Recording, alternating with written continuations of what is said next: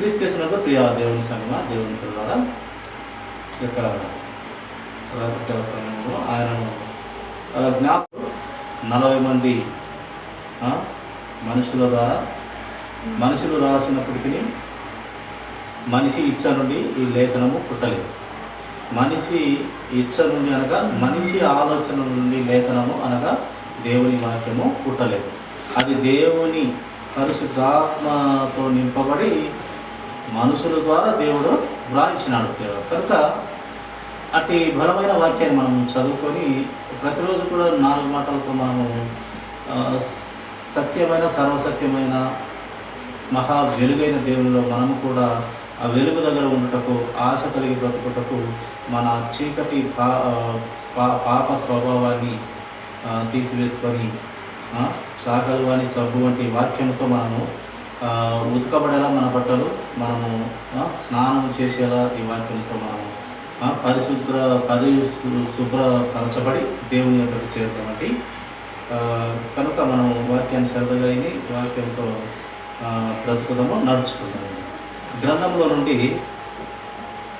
ఇర్మియా గ్రంథము 16వ అధ్యాయము 21వ వచనము మంచి అమూల్యమైనటువంటి మాట. మరొకసారి చదివినట్టయితే మంచిది. కాబట్టి నా నామము యెహోవా అని వారు తెలుసుకున్నట్లు నేను ఈసారి వారికి అనుభవము కలగజేతును. నా బలమును నా శౌర్యమును ఎంతటివో వారికి తెలియజేతును. చూడండి, దేవుడు ప్రవక్త ద్వారా ఇర్మియా గారి ద్వారా చక్కని మాట బయలుపరుస్తూ ఉన్నాడు. ఆయన నామమునంట యెహోవా, ఆయన నామము యెహోవా. యెహోవా అనగా అర్థం ఏంది? యెహోవా అనగా అర్థం వచ్చేసి ఆయన అనువాడు, ఉన్నవాడు. ఆయన ఉన్నవాడు, అనువాడై ఉన్నాడు. ఆయన ఉన్నవాడు కనుకే ఒక మాట అంటే సృష్టి అంతా కూడా కలిగినటువంటి పరిస్థితిగా మనం గ్రంథంలో చదువుకున్న ఆ యొక్క దేవుని వాక్యాన్ని బట్టి మనము గ్రహిస్తున్నాం. ఉన్నవాడు, అనువాడు. ఉన్నవాడే కనుక అన్న మాట ప్రకారము కలిగినది. ప్రియుగా ఈ భూమి కలుగునుగా కంటే కలిగింది, ఆకాశంలో కలుగునుగా కలిగినది, దేవదూతలు కలుగునుగా కంటే కలిగినది. ఇవన్నీ కూడా ఆయన నోటి వాక్కు ద్వారానే కలిగినది. శాస్త్రజ్ఞులు కూడా ఈ భూమి ఇదంతా ఎలా పుట్టింది, ఎలా సృష్టింపబడింది అని అంటే ఒక వాక్కు ద్వారా కలిగిందని, ఒక శబ్దం ద్వారా కలిగిందని వారు కొంతమంది శాస్త్రజ్ఞులు చెప్పడం జరిగిందట. ఆ శబ్దం ఏదో కాదు, అది యేసుక్రీస్తు ప్రభు వారి నోటి మాట. కలుగును గాక అని అన్నప్పుడు కలుగుతూ వచ్చింది. కనుక యెహోవా అని వారు తెలుసుకొనుటకు అంట నేను ఈసారి వారికి అనుభవము కలగజేస్తున్నాను. అనుభవము ఏ దాంట్లో అనుభవం? ప్రతి విషయంలో అనుభవం. ఒక పైరు పండియాలన్నా కొత్తగా ఏం తెలియని వారు పండించేది ఒక ఎత్తు, చాలా సంవత్సరాలు పండిస్తూ మళ్ళీ పండించడం ఒక ఎత్తు. ఏం తెలియని వారు పండించడం అంటే పెద్దగా పంట పండించలేదు. ఏ సమయంలో అది ఏమంటామో రోగం వస్తుందో, దానికి తెగులు వస్తుందో కొత్త వారికి తెలియదు. అనుభవం ఉండాలి ప్రతి విషయంలో. నిజంగా మనకు రక్షణ విషయంలో కానీ, విశ్వాస విషయంలో కానీ, నిరీక్షణ విషయంలో కానీ పట్టుదల, ఓర్పు, శ్రమలు, ఇరుకులు, ఇబ్బందులు, బాధలు, అసలు మన జీవితం అంతా యుద్ధంతో సమానమని దేవుడు వాక్యం ద్వారా చెప్పినాడు. మన బ్రతుకంతా ఎంత ఆస్తిపాత్రలు ఉన్నని, ఎంత ధనం ఉంది, పెట్టడాన్ని దేవుడు పెట్టేస్తూ ఉంటాడు. ఎంతనో ధనం ఉంది. ఇప్పుడు మన దేశంలో ఎవరో అంబానీ, అతని కొడుకు మొన్ననే పెళ్లి జరిగింది. చాలా ఎక్కువ కోట్లు ఖర్చు పెట్టి పెళ్లి చేసినారు. ప్రపంచ దేశాల్లో 5,000 కోట్లు పెట్టి పెళ్లి చేస్తున్నారు. ప్రపంచ దేశాల్లో ప్రతి సెలబ్రిటీని, ప్రతి ముఖ్యమైన మనిషిని వాళ్ళు ఆహ్వానం ఇచ్చి పిలిపించుకొని వారికి మళ్ళీ ఒక్కొక్కరికి గిఫ్ట్గా ఒక గొప్ప వాచ్. ఒక వాచ్ విలువ అంట 2 కోట్లు అంట. రిటర్న్ గిఫ్ట్ ఇచ్చినారు వాళ్ళకి. చాలా గొప్ప కొడుకు పెళ్లి చేసినాడు. చాలా కోట్లు ఖర్చు పెట్టి చేసినాడు. చేస్తే అతని ఆ కుమారునికి ఒక ఒక ఏదో అనారోగ్య పరిస్థితి ఉంది. చల్లని గాలి తగిలితే అతను బ్రతకడు అని డాక్టర్లు చెప్పడం జరిగిందంట. చల్లని వాతావరణంలో ఒకడు ఆయన ఉండలేదు. కనుక వారికి డబ్బు కొదవలేదు, ఆస్తి కొదవలేదు, అందం కొదవలేదు, ఏది కొదవలేదు. కానీ అనారోగ్యత కొదువగా ఉంది. చాలా వాళ్ళు తండ్రి బాధపడము, ఆ కొడుకు మాట్లాడుతుంటే ఆ తండ్రి కన్నీరు పెట్టుకోవడము సోషల్ మీడియాలో మనము చూస్తూ ఉన్నాము. విలువ తెలియాలి. ఒక అబ్బాయి అంట,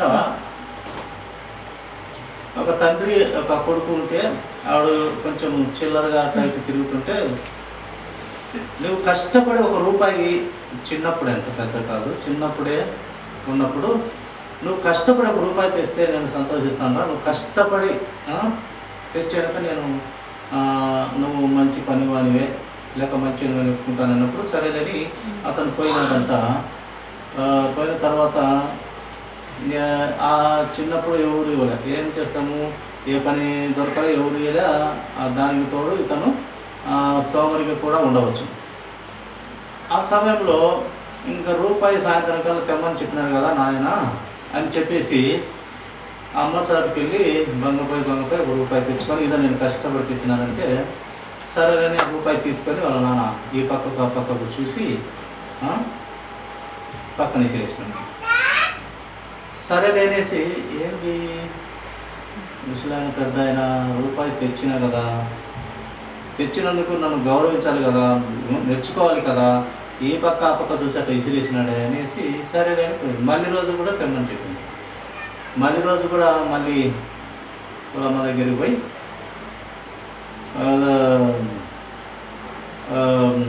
ఏమంటాము బతిమలాడి అది ఇది గోజారి పోయి మళ్ళీ ₹1 తెచ్చి మళ్ళీ ఇచ్చినాం. ఇలా సుమారుగా 5-6 మాటలు అలానే కష్టపడకుండా తేవడము తెచ్చి తండ్రి చేతికి ఇవ్వడము. అప్పుడు అతను ఏం చేస్తాడు, ₹1 ఈ పక్క చూస్తాడు, ఆ పక్క చూస్తాడు, పక్కన అటు విసిరేస్తాడు. సరే ఏంది ఎప్పుడు చూసినా విసిరేస్తాడని ముసుగుడని ఒకసారి నిజంగానే పోయి కష్టపడ్డాడు. నిజంగానే పోయి కష్టపడితే ఒక పని చేసినాడు. పని చేసిన తర్వాత ఆ పని చేసిన యజమాని ₹1 కష్టానికి ఫలితంగా ₹1 ఇచ్చినాడు. ఆ ₹1 తెచ్చి తండ్రికి ఇచ్చినాడు. చాలా దఫాలుగా ఇది జరిగింది. చాలా మాత్రం 5-6 మాత్రం జరిగిన తర్వాత మళ్ళీ కష్టపడి ₹1 తెచ్చిండు. అప్పుడు కూడా వాళ్ళ తండ్రి ఈ పక్క పక్కకు చూసి అటు విసిరేసినాడు. అప్పుడు ఎగిరి పడ్డాడంట పిల్లోడు. బుద్ధి ఉందా లేదా నీకు, ఎంత కష్టపడితే ఆ ₹1 వచ్చింది, ఎంత కష్టపడిన పొద్దు నుంచి సాయంత్రం దాకా కష్టపడితే ఆ ₹1 ఇచ్చి నువ్వు ఈ పక్క ఆ పక్క చూసి విసిరేస్తే ఏమనుకున్నావు, ఎంత కష్టపడితే వచ్చింది ₹1 అని గట్టిగా మాట్లాడాడు. అప్పుడు భయపడలేదు తండ్రి అని. అప్పుడు అర్థమైంది వీడు కష్టపడి తెచ్చిండు దీన్ని, ఇప్పుడు నిజంగానే కష్టపడి తెచ్చిండని. అప్పుడు ఆ కష్టపడి తెచ్చిందానా అది అటు ఇటు చూసి విసిరేస్తే కోపం వచ్చింది కొడుక్కి. ఇది కష్టపడి తెచ్చిందని అప్పుడు తండ్రికి అర్థమైంది. అలాగా ప్రతి విషయంలో కూడా దేవుడు అందరంగా ఆయన పిల్లలంగా ఉన్నప్పుడు ప్రతి ఒక్కరిలో ఇలాంటి పరీక్షలు అనేటివి జరుగుతాయి. అందుకే బైబిల్ గ్రంథము కష్టపడే మనము రొట్టె తినాలి, కష్టపడే చెమట కార్చే తినాలని బైబిల్ నిబంధన, బైబిల్ రూల్స్. కష్టపడితేనే మనం తినాలని చెప్తూ ఉంది. ఆదాముకు కూడా నువ్వు ఇప్పుడు కష్టించి చెమట కార్చి నువ్వు ఆహారం తినాలి.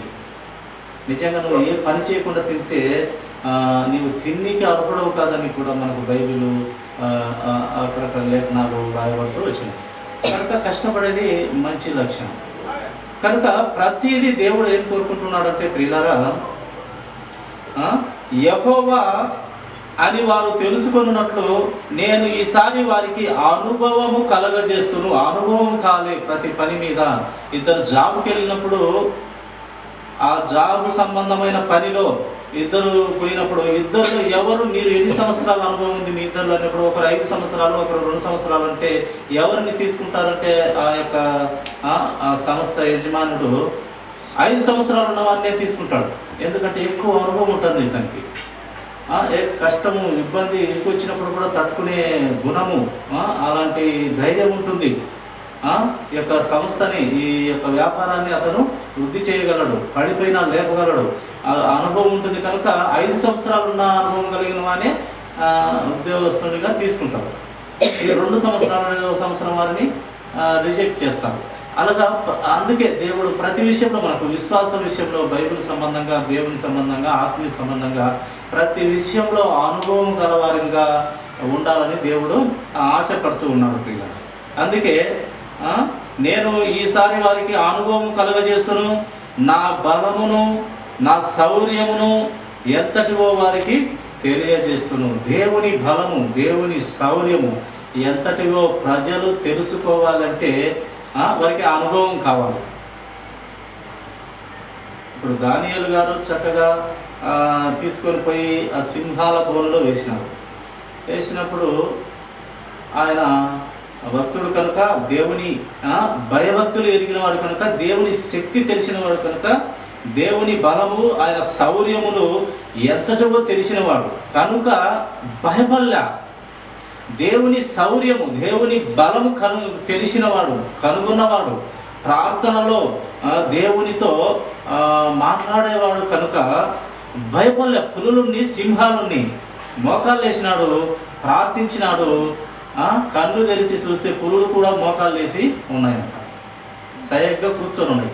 ఏంది ఈ పులులు మనిషిని చూస్తే ప్రాణాలను తీసి రక్తం అంతా తాగేస్తాయి కదా పులులు లేదా సింహాలు. మరి ఏంది సైలెంట్గా ఆయన పక్కలోనే కూర్చున్నాయంట. ఏమి వాటు ఎందుకు అంటే దేవుడు ఈయన ఉన్నాడు కదా దానియేలు, అక్కడ ఒక సింహం కూర్చున్నట్టుగా చూపించిండొచ్చు. ఏది సింహాలకే పెద్ద సింహంగా కూర్చున్నట్టుగా కనపడిండొచ్చు.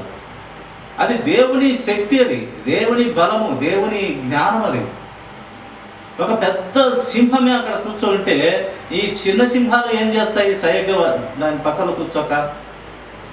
అలాగా ఆయన ధైర్య సాహసాలు, ఆయన బలము, ఆయన శౌర్యము తెలిసిన వాడు కనుక చక్కగా దేవునికి ప్రార్థించినాడు. ఆ సింహాల నోలలో పడకుండా రక్షింపబడ్డాడు, నమ్మినాడు. నమ్మితే నువ్వు నా మహిమ చూస్తావు అన్నాడు దేవుడు. మార్గ మర్యాదతో అన్నమాట అదే. నమ్మమ్మా, చెప్పిన మాట విని నమ్మితే నువ్వు మహిమ చూస్తావు. నీ తమ్ముడు చనిపోయినాడు, బ్రతుకుతాడు, నీవు నమ్మాలి. నమ్మినారు. కానీ ఎంత అద్భుతము, ఎంత గొప్ప కార్యం చేస్తాడని వాళ్ళు కళలో కూడా ఊహించుండరు. 4 రోజులు చనిపోయిన లాజరును లేపడం అంటే పురుగులు పట్టింటాయి, వాసన పడుతుందని వాళ్ళే చెప్తున్నారు. తమ సహోదరునిలు చెప్తూ ఉన్నారు. 2 అక్క చెల్లెళ్ళు తమ సహోదరుడు గురించి 4 రోజులు అది ప్రభా వాసన పడుతుంది ప్రభా, రాయి తీ అన్నప్పుడు వాసన పడుతుందేమో ప్రభు అంటాడు. లాజరు బయటికి రా అంటాడు. ఆయన ఆ వస్త్రాలతో చుట్టబడినట్టుగా అదే నడుచుకుంటూ వస్తే అప్పుడు చూస్తారు వాళ్ళు మహిమ. కనుక ప్రియులారా, మనకు దేవుని వాక్యము, ఎందుకు దేవుని వాక్యం అంత శక్తి కలదంటే దేవుడు యోహాను సువార్తలో 1వ అధ్యాయం 1వ వచనంలోనే దేవుడు వాక్యమే ఉన్నాడు, వాక్యమే దేవుడు, దేవుడే వాక్యము, ఆదియందు వాక్యము ఉండెను, వాక్యము దేవుని యొద్ద ఉండెను, దేవుడే వాక్యము ఉండెను. ఆ దేవుడే మళ్ళీ శరీరధారిగా యేసుక్రీస్తు వారిగా మళ్ళీ భూమి మీదకి వచ్చినాడని వ్రాయబడుతున్నది. ఈ వాక్యం అంటే మాటలు కాదు. దేవుని మాట అంటే ఒట్టి మాట అనుకుంటాం, కానీ అది దేవుడే, వాక్యమే దేవుడు అని వ్రాయబడుతూ వచ్చినది కనుక అంత శక్తి, బలము, శౌర్యం కలిగింది వాక్యం. అందుకే దేవుడు చాలా చోట్ల చాలా గొప్ప మాట అంటాడు, బండను పగలగొట్టబట్టి సుత్య వంటిది కదా నా మాట అంటాడు. ఒక సుత్యతో పోల్చినాడు. ఒక పెద్ద బండను పగలగొట్టే సుత్య వంటిది కదా నా మాట. అట దేవుడు వాక్యమును ఎంతో గొప్పగా చేసి ఉన్నాడు. ఎందుకంటే ఏమైనాడంటే తెలుగు కూడా మనము మాట్లాడుతున్నాము, నా నామము కంటే నా వాక్యము గొప్ప చేశాను అన్నాడు దేవుడు. ఆయన పేరు కన్నా, యెహోవా అనే పేరు కన్నా ఆయన నామము, ఆయన పేరు యెహోవా అనే దానికన్నా ఆయన పలికే మాట వాక్కు గొప్పది, గొప్ప చేసి ఉన్నాడు దేవుడు అని వాక్యం రాయబడుతూ వచ్చినది. కనుక అంత శక్తి కలిగిన వాక్యాన్ని మనము బలంగా ఎంత నమ్మితే మనము అంత ఆయన మహిమ చూడగలము.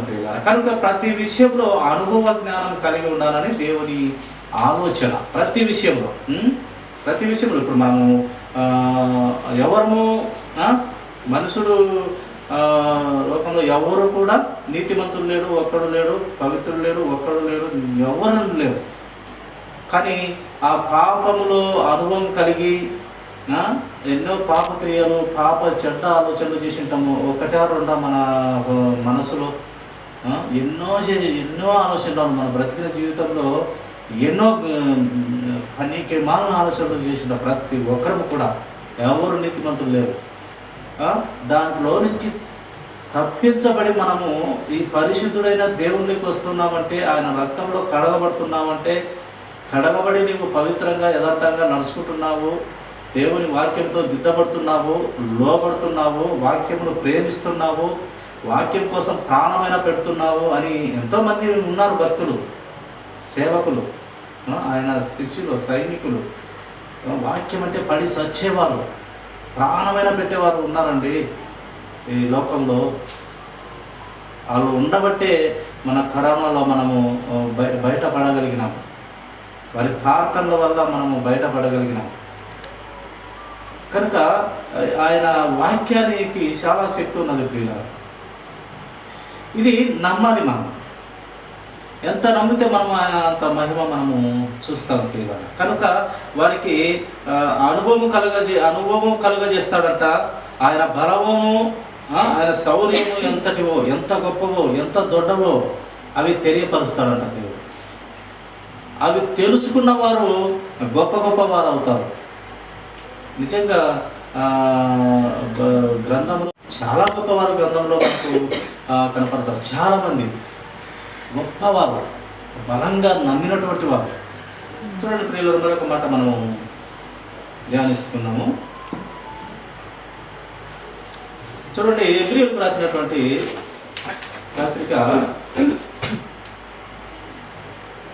అపోస్తలుడైన పౌలు గారు హెబ్రీయులకు రాసిన పత్రిక 5వ అధ్యాయము చూడండి ఒక మాట మనము ధ్యానించుకున్నాము. 5వ అధ్యాయము 13వ వచనము తీసినట్లయితే చదవగలరు. మరియు పాలు త్రాగు ప్రతి వాడును శిశువే గనుక నీతి వాక్య విషయంలో అనుభవము లేనివాడై ఉన్నాడు. చూడండి, వాక్యము సరిగా తెలియకుంటే వారు పాలు తాగు పసిబిడ్డలతో సమానము అని ఇక్కడ పౌలు గారు వివరిస్తూ ఉన్నారు. వాక్యము తెలియకుంటే ఎవరితో సమానంగా చూస్తున్నారంటే పాలు తాగే బిడ్డలు. వారికి బిర్యానీ పెడితే, లేక బలమైన ఆహారం పెడితే, లేక చికెన్ మటన్ పెడితే ఆ పాలు తాగే బిడ్డలు జీర్ణించుకోగలరా? అరుగుతుందా వారికి? అరగదు, జీర్ణించుకోలేదు. పెట్టినా కూడా వాంతి చేసుకుంటారు. ఉప్పు కారం ఎక్కువ అవుతుంది కనుక వాంతి చేసుకుంటారు, తినలేరు, ఏడుస్తారు, కారం అవుతుంది. అదే ఒక 20 సంవత్సరాలు వచ్చినాక వానికి బిర్యానీ, చికెన్, మటన్ బాగా చేసి పెడితే కాసేపట్లో తినేస్తాడు. గిన్నెలో తక్కువైతే ఏడొచ్చాడు. అప్పుడు గిన్నెలో దండిగా కనపడితేనే మనస్ఫూర్తిగా తింటాడు. అది పిల్లప్పుడు తినలేడు, ఎందుకంటే శిశువు పాలు తాగితేనే మనకి కడుపు నిండుతుంది. మనము సంఘాలలో చూస్తుంటాము, ఈ వాక్యం తెలియకుంటే ఈ పాలు తాగే శిశువుతో దేవుడు ఇక్కడ వ్రాయిస్తూ పోలుస్తూ పౌలు గారు వ్రాయిస్తూ వచ్చినారు. పాలు తాగు ప్రతివాడును శిశువే కనుక నీతి వాక్య విషయంలో అనుభవం లేని వాడై ఉన్నాడు. చాలా ఏళ్ళు రక్షణలో ఉంటారు. ఆ మొదటి మూలపాఠాలు అంటే చిన్న చిన్న విషయాలే. ఇంకా లోతుగా వెళ్ళి మన జీవితాలను భక్తులు ఎంతమంది మాదిరి పెట్టినాడు దేవుడు. పౌలు గారు నేను క్రీస్తుని ధరించుకున్నాను, క్రీస్తులాగా బ్రతుకుతున్నానని అనాల్సిన అవసరం ఏముంది ఆయనకు? ఏదో ఆయన పెద్ద విశ్వాసము యేసుక్రీస్తు ప్రభువారిది, ఆయనే చెప్పినాడు చిన్న విశ్వాసంలో ఉందాము ఆవింత విశ్వాసంలో ఉందానని పౌలు గారు అనుకోలేదు. ఆయన కూడా పెద్ద విశ్వాసంలోనే ఉండాలని అనుకున్నాడు. అందుకే ఈ గొప్ప మాట అన్నాడు. ఏమన్నాడు? సస్తే నేను క్రీస్తు దగ్గర ఉంటాను, బ్రతికితే నేను క్రీస్తు మాటే మాట్లాడతాను. చావైతే నాకు లాభము, బ్రతికితే క్రీస్తు మాటే మాట్లాడుతున్నాడు. ఈ గొప్ప మాట ఇప్పుడు ఎవరూ మాట్లాడలేదు. కనుక అనుభవము వాక్యము తెలుసుకోవాలా, తపన, తృష్ణ, ఆశ.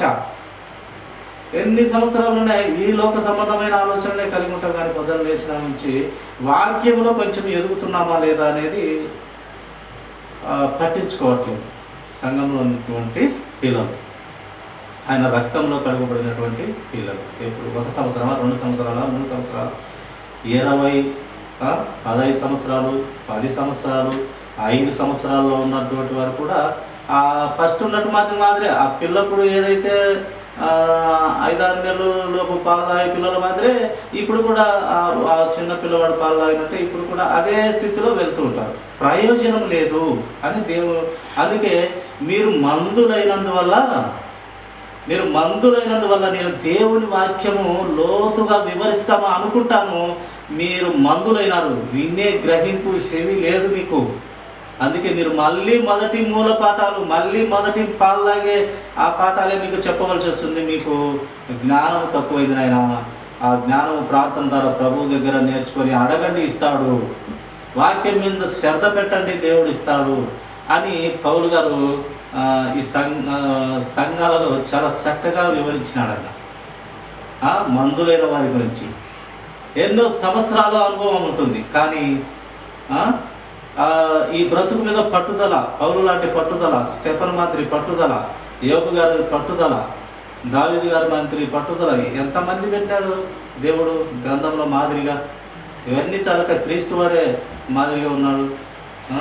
ఒక రూతుని తీసుకున్న ఆడవారిలో కూడా చక్కగా ఉన్నారు. శారా, రిక్కమ్మ, శారమ్మ, ఎస్తేరు, రూతు, ఇంకా చాలామంది ఉన్నారు. పేర్లు చెప్పుకుంటూ పోతే మనకు సాధించారు.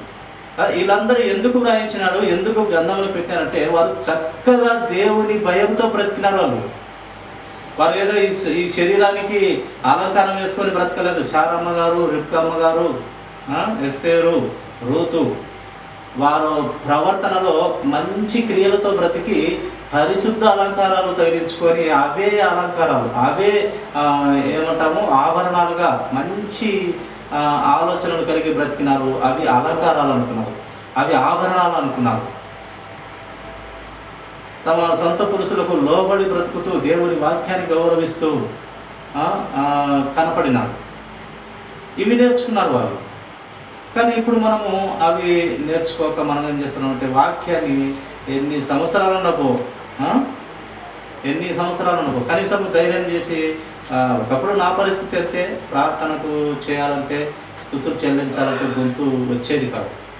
ఏదో వీళ్ళు చేసినాక నోరెత్తి స్తుతులు వెళ్దామంటే నోరు బయటికి వచ్చేది కాదు, గొంతు వచ్చేది కాదు.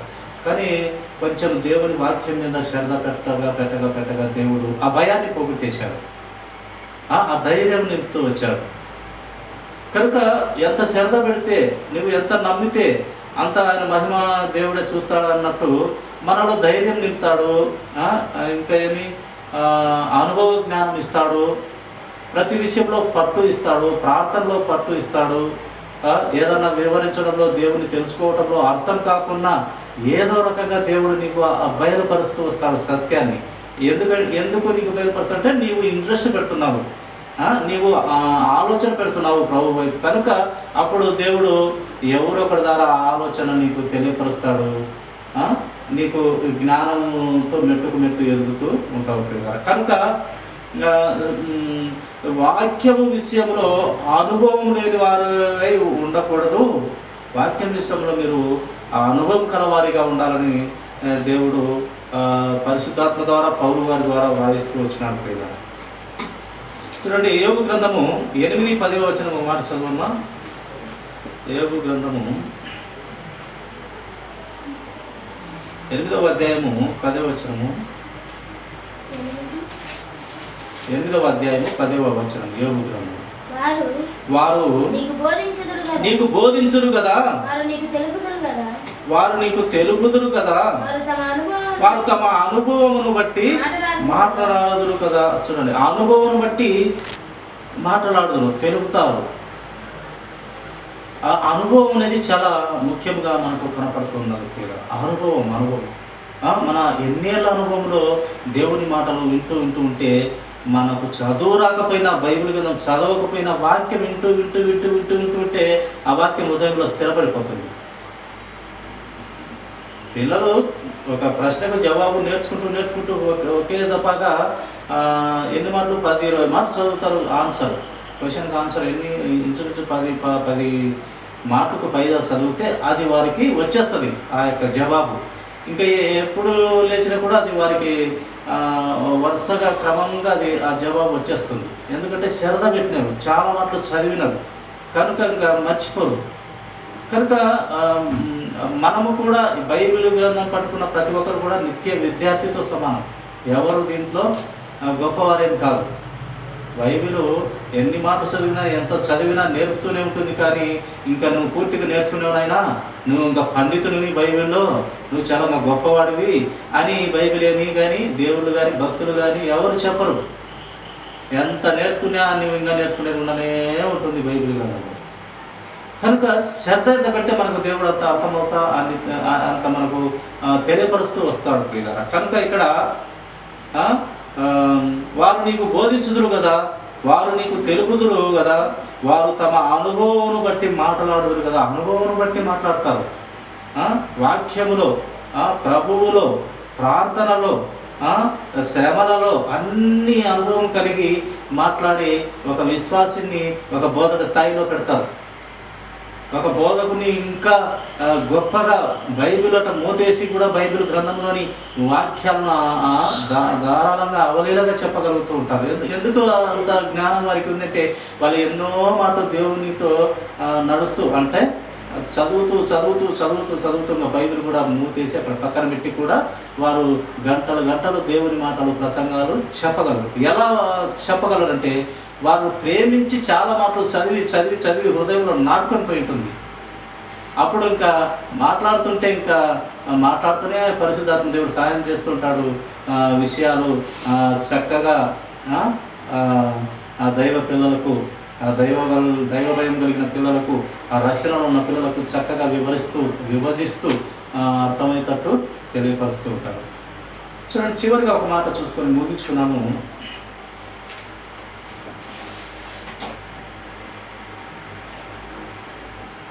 యోబు గ్రంథము 32వ అధ్యాయము 17వ వచనం చదువుము.